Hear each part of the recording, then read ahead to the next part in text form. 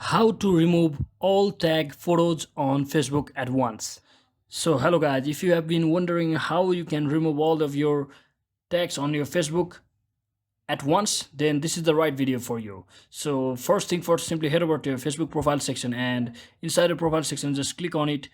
And once you're inside here, simply head over to three dot icon, and from over here simply click on review post and text. And as you can see, you will be shown all of your posts in which you have been tagged on your post.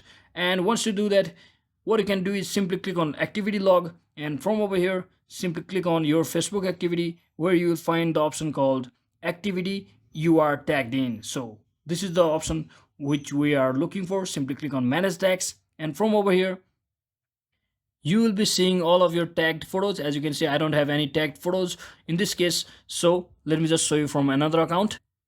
And as you can see, here is exactly the page where you can see all of your posts in which you have been tagged in. And simply to delete all of it at once, simply click on this all section, and at the bottom you can see the remove tags. Simply click on it and you will be able to remove all of your tags just at once. So that is it guys, that is exactly how you can easily remove all of your tags on Facebook at once. So hope this video was helpful. If it was, don't forget to like and subscribe to the channel. See you on the next one.